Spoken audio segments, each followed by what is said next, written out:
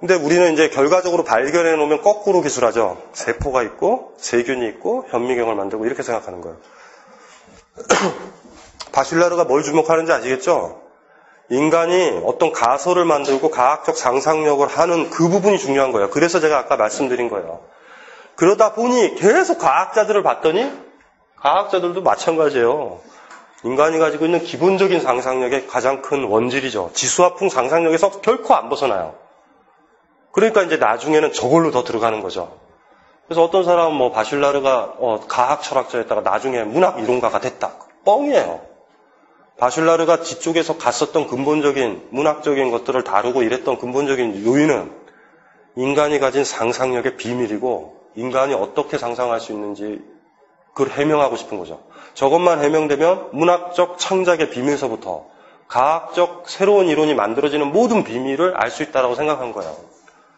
나중에 이제 지수화풍과 관련돼가지고 서점이나 뭐 이렇게 가면 바슐라르 그런 책들이 있어요. 그러니까 창작을 하거나 뭘 만들거나 이런 분들도 한 번쯤 읽어봐야 되는. 그래서 1950년대, 60년대, 70년대까지는 뭐 프랑스에 유학 갔다 온 사람은 바슐라르한테 거의 폭풍처럼 당하고 와요. 와! 그리고 더 좋았던 게 뭔지 아세요? 지수화풍이라는 건 바로 우리 시인들이 또 쓰는 근본적인 원형적인 이미지들이거든요. 그러니까 바로 우리 시를 평론할 수 있는 거예요. 우리가 가끔가다 어느 시인을 보면 그 시인은 물의 시인이다 그런 표현이 있죠. 그건 바슐라르적 표현인 거예요, 사실은. 그럼 사실은 강은교 시인이 물의 시인이다라고 하는 거는 물과 관련된 바슐라르 글 보면 그게 무슨 의미인지 알아요. 그러니까 그래서 그만큼 이제 바슐라르라는 사람이 굉장히 중요했었던 사람이에요. 근데 이제 여러분들 동기는 알겠죠? 저렇게 막 과학적 이론을 상상하는 인간이 가지고. 그러니까 과학이라는 게 나중에 저기 뭐예요? 과학이라는 말을 쓸 때마다 제가 경상도 사람이라는 거에 한계를 자각해요. 왜 과학증 할 때 과학과 과학자 할 때 과학이 저는 같을까요? 이거는 저희가 별로 의식을 안 하고 썼는데 옛날에 뭐 한 작년서부터 제가 과학 이렇게 쓰니까 과학 해보세요. 이거 발음 좀 해보세요.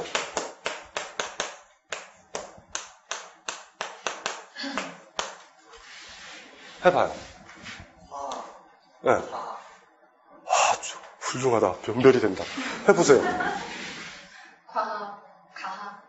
되네요? 국어 선생님이시잖아요. 한번 보여주세요. 한번 보여주세요. 어떻게 돼요, 이거? 네, 한번. 가학. 저는 둘 다 과학이거든요. 진짜 이 경상도는, 옛날에 아시죠? 경상도 출신들은 어문계열 있죠. 문과대학 가면은요, 문학만 했어야 돼요. 경상도란 이유로. 불어불문학과 그러면은 불어학이나 불문학으로 나중에 3, 4학년 때 갈리잖아요. 2, 3, 4학년 때. 근데 우리는 경상도 사람들은 발음이 안 되거든요. 그러니까 불문과에 딱 가도 너무 문학으로 가는 거예요. 어학을 하면 안 되는. 경상도 사람들 진짜 불쌍해요. 근데 경상도 사람들의 특징이 또 하나 있어요. 어학에 제일 강한 경상도 사람한테 특화된 언어가 있어요. 뭔지 아세요? 일본어요. 일본어는 또 아주 강해요. 일본어. 경상도랑 일본이랑 무슨 관련이 있나? 어쨌든지 간에 바슐라르는 이제 그거에 이제 주목을 한 거예요.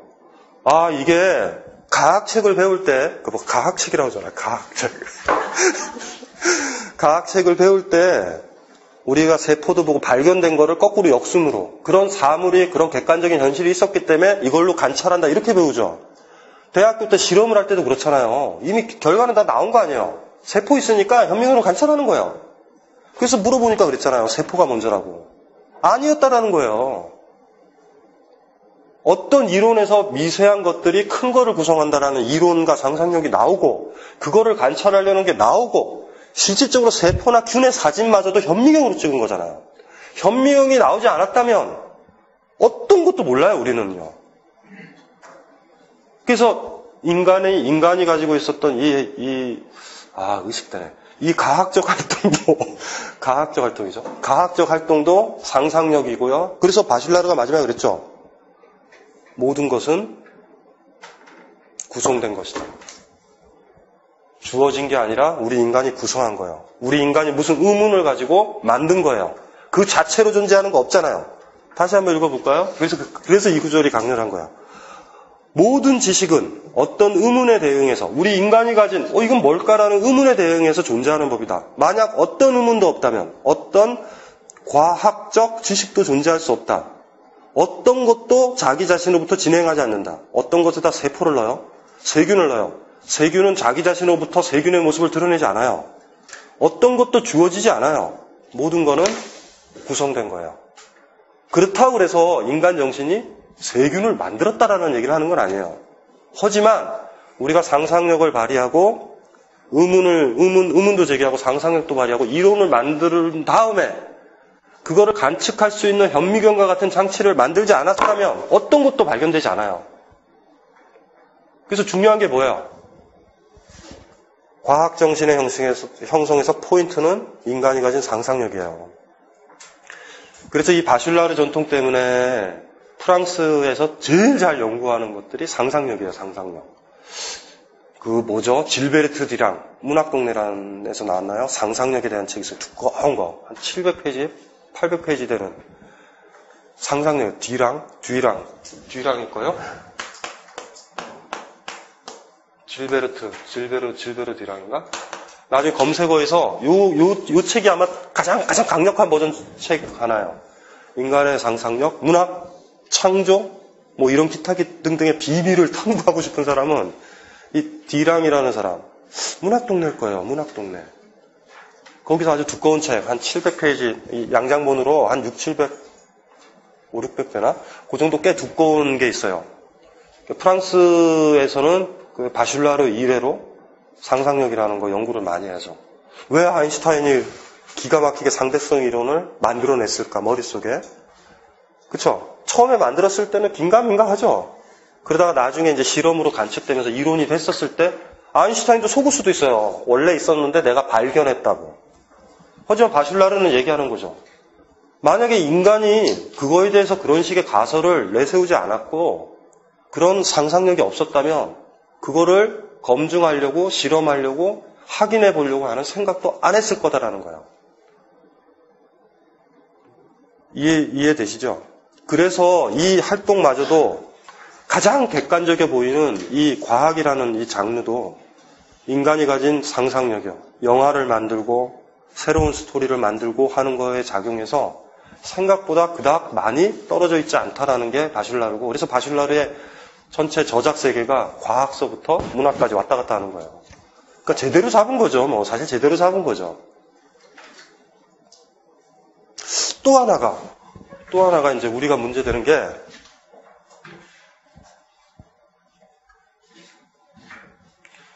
근데 이런 평론은 전 재미없어요.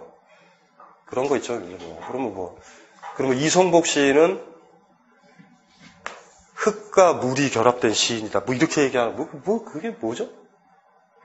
별로 재미없어요. 이거 사실은 개인적으로 바슐라르의 이거는 전 별로 안 좋아하거든요. 그런데 안 그랬어요. 8, 90년대 바슐라르의 영향력은 대학 사회에서는요, 바슐라르를 안 읽으면요, 야만인 취급을 받았던 그런 아주 암울했던 시절이 있었어요. 그래서 저도 막 읽었다니까요. 바슐라르를 읽어야 돼요. 촛불의 정신분석 그런 책 있었죠. 촛불 하나 가지고요, 책 한 권 쓴 거거든요. 촛불 가지고 우리가 뭘 상상했고, 문학자들은 뭘 상상했고, 막 그런 거 읽고 막 바슐라르 얘기하고 그랬었던 시절이 있었어요.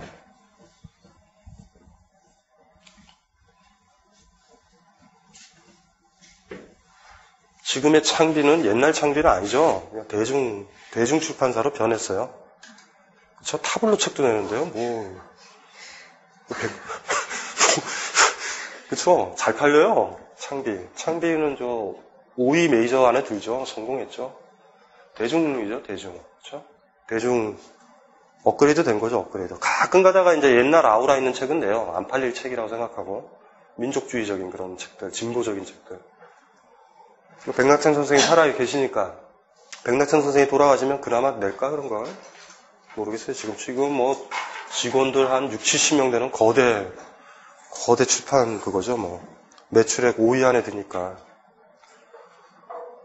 또 하나가, 이제 아까 여러분들이 착각이 이거 있었잖아요. 요게 먼저 있었고, 이렇게 간다라는 거 있죠. 이 과학이라는 것들이 가지고 있는 착각 중에 하나가, 제가 너무 왔다 갔다 하죠? 긴장해야 돼요. 오늘은 제가 지금 피곤해가지고 왔다 갔다 하는 거예요, 지금. 뭐야? 아니에요? 뭐 궁금한 거 있죠? 이거의 객관성의 문제예요.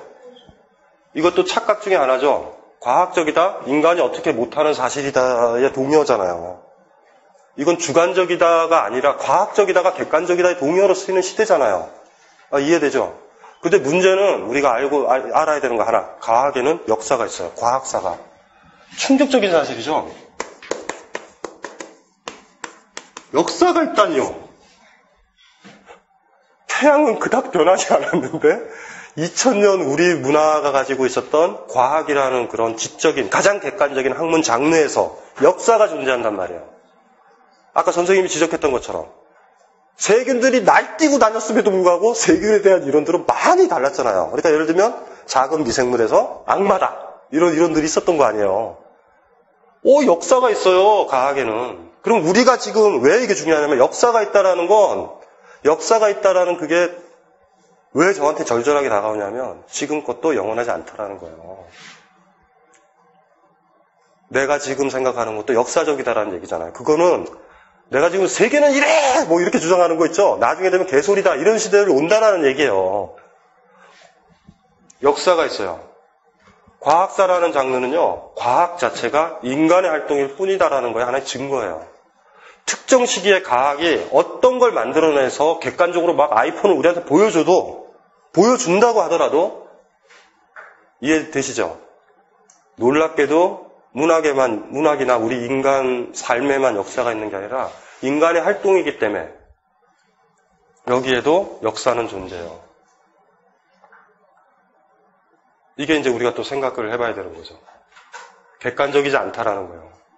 과학은 우리가 생각했던 것보다 객관적이지 않다. 그렇기 때문에 역사가 존재하는 거예요. 우리가 태도만 변화시키면. 인간이 태어나기도 전에 태양은 존재했고 지구는 존재했죠.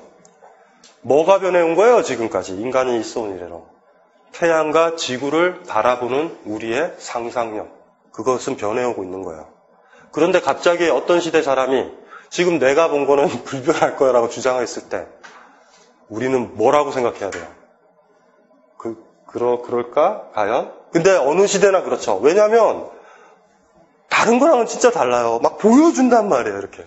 이거 봐, 만들었잖아. 이러니까 뭐 그런 것 같다. 객관적이다. 이렇게 보이지만 실질적으로 이 과학이라는 활동의 핵심부에 들어가면 역사성이 존재하는 거죠. 20세기 들어와가지고 과학사가 전면적으로 다뤄지기 시작해요. 과학사, 과학철학. 우리도 이제 지금 제가 알기로 서울대의 대학원 과정에 과학사, 과학철학 협동과정이 있고 고려대학교에도 있어요. 거기는 왜 그러냐면 과학 연구하고 물리학 연구하는 사람들만이 과학을 모르죠. 역사적, 철학적 상상력이 있어야 되잖아요. 그러니까 학제적 연구가 불가피하다라는 그 통찰에 이른 거예요. 그래서 그 장르가 생긴 거거든요. 그렇게 해서 이제 과학사 그러면 이미 이건 인문학이죠. 바슐라르가 이렇게 우리가 상상력을 발휘해가지고 실험장치라는 거, 현미경 같은 경우도 물질화된 이론에 불과하다라고 얘기를 딱 한순간, 인간의 상상력이 구체화된 거에 불과하다라고 얘기를 한 순간, 제가 철학 대 철학이라는 게 인문학 장르잖아요. 철학사 안에 과학을 다룰 수가 있는 거예요.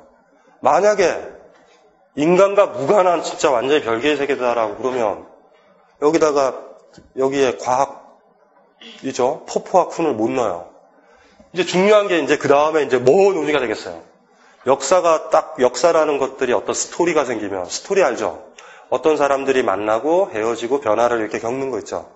그런 과정의 스토리를 보다 보면 나중에 그 딱 한 스토리가 끝나면 그거의 의미는 뭐였고 어떻게 변했었고, 아니면 심지어는 사랑에 막 빠지고 진행될 때 내 마음이 뭔지 모르는데 다 헤어지고 나서는 어떻게 내가 변해왔는지가 보일 때 있죠. 그런 것처럼 당연히 과학에도 역사가 있다는 걸 알면서 이 변화의 의미는 도대체 뭐고 추진력이 뭐고라는 문제가 제기가 되죠. 그래서 이제 우리가 오늘 살펴볼 사람이 두 가지 상반된 이론을 가지고 인간이 어떻게 과학적 정신이 변화해 왔는지를 이해하는 20세기에 나온 두 가지 강력한 이론이 바로 칼 포퍼라는 사람과 그리고 너무나 이제 대입 논술에서 픽독서인 과학혁명의 구조 있죠. 짜증나죠? 패러다임.